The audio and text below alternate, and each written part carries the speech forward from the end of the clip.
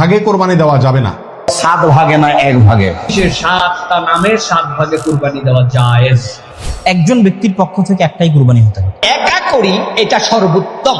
ভাগে যদি কুরবানি দেওয়া হয় 7 জনে মিলে গরুতে বা মহিষে বা উটে, এই ভাগে কুরবানি হবে না, এটা অনেকে বলে থাকেন। এই কথাটি আসলে ঠিক নয়। আসসালামু আলাইকুম রহমতুল্লাহি ওয়া বারাকাতুহু। 7 ভাগে কুরবানি করতে পারবো নাকি পারবো না?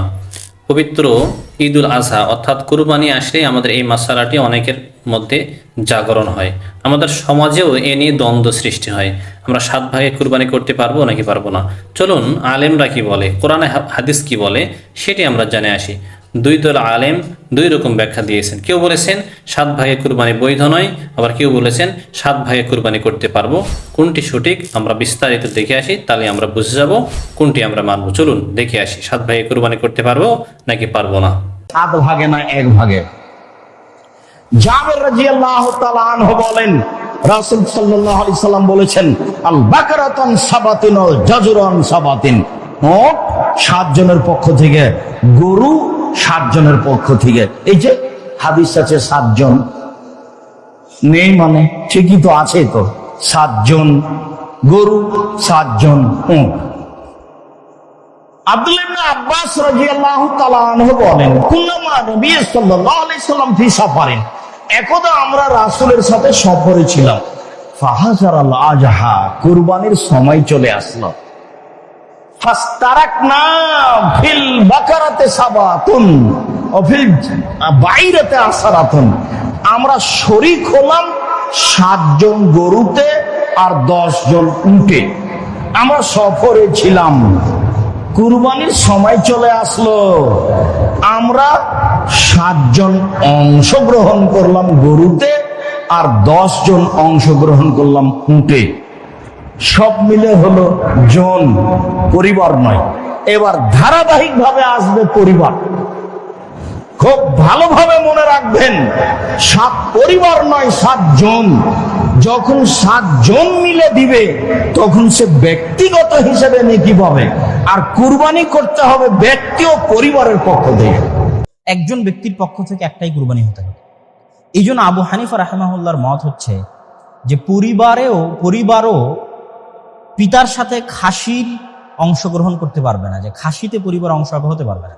ইমাম মুহাম্মদ রাহিমাহুল্লাহ স্পষ্ট বলছেন তার মুওয়াত্তা মুহাম্মাদের মধ্যে, যে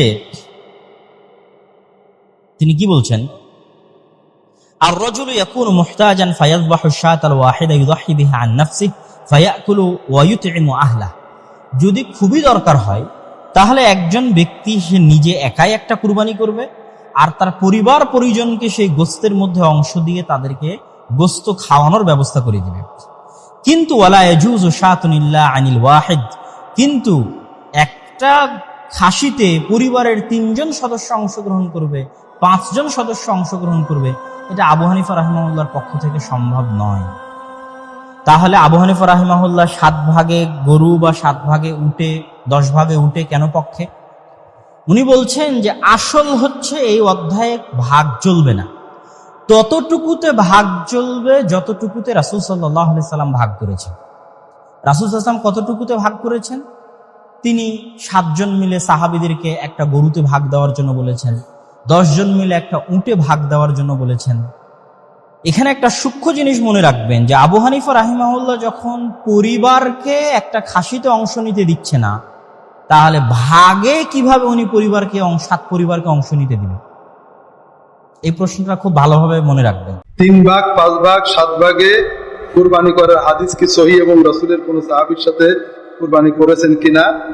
আমাদের দেশের আলে হাদিসের ওলামায়ে কেরাম, আল্লাহ অনেকে মৃত্যুবরণ করেছেন, রাহিমাহুল্লাহ বেঁচে আছেন, হাফেজাহুল্লাহ, অনেক বিষয় হাদিস মানার চেষ্টা করেন, অনেকগুলো বিষয় খুব ভালো। কিছু কিছু বিষয় ভুল বুঝেছেন। তার একটা বড় বিষয় হলো যে 7 ভাগে কুরবানি করা যাবে না। সৌদি আরবের ওলামায়ে কেরাম তাকলিদ নিয়ে বাড়াবাড়ি পছন্দ করেন। তারা হাম্বলি মাযহাব, তারা বলেন তাকলিদ জায়েজ। কেউ যদি তাকলিদ নাও করে সেই হাদিস মানে আলহামদুলিল্লাহ। আলে হাদিসদের ভালোবাসেন, কিন্তু এই মসলায় খুব বিরক্ত যে এটা আবার কেমন মসলা হলো। রাসূলুল্লাহ সাল্লাল্লাহু আলাইহি ওয়াসাল্লাম 7 ভাগে কুরবানি দেওয়া জায়েজ বলেছেন, সাহাবীরা করেছেন মক্কায় হজের সময়। এখন আহলে হাদিসের মাশায়েখরা বললেন যে কাজেই সফর ছাড়া এটা করা যাবে না। এখন হাদিসে কোথাও বলা নেই সফর ছাড়া করা যাবে না, রাসূলুল্লাহ সাল্লাল্লাহু আলাইহি ওয়াসাল্লাম বলেননি, তাহলে আমরা এটা বাড়ালাম কেন? 2 নম্বর, ফিকহার উসুল হলো যে রাসূলুল্লাহ সাল্লাল্লাহু আলাইহি ওয়াসাল্লাম শর্ত না করলে শর্ত করতে হয় না। আমরা কেন এই শর্তটা জুড়লাম? উম্মতের প্রায় সবাই একমত, হাম্বলি, শাফিঈ, মালিকি, হানাফি, ইবনে উসাইমিন এবার বই লিখেছেন যে কুরবানি ভাগে করা বৈধ, এটাতে কোনো সমস্যা নেই, সহিহ হাদিসে আসছে। এটাকে আমরা আবার সাইজ করবো কেন? আমরা যদি কোরবানি একা করি এটা সর্বোত্তম,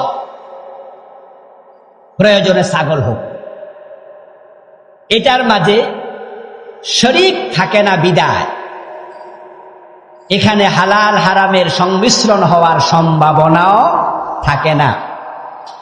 শরীক থাকে না বিদায় নিয়তের সম্পৃক্ততা থাকে না, আপনার নিয়ত একটা, ওনার নিয়ত আরেকটা।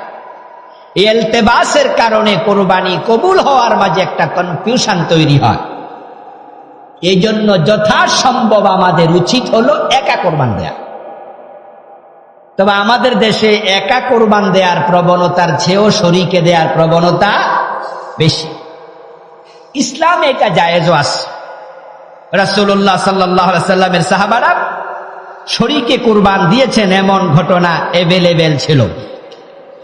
হযরত জাবের রাদিয়াল্লাহু তাআলা আনহু বলেন, নাহারনা মা রাসূলিল্লাহ সাল্লাল্লাহু আলাইহি ওয়াসাল্লাম বিল হুদাইবিয়া আল বুদনাতান সাবআতিন ওয়াল বাকারাতান সাবআ।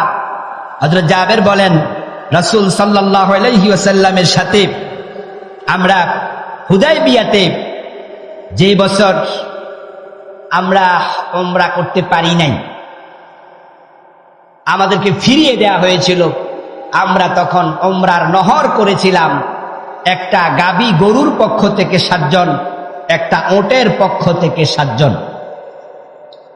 তাহলে বোঝা যায় সাহাবায়ে কেরাম ও শরীকে জবে করেছেন, এই জন্য শরীকে করার অনুমতি আছে।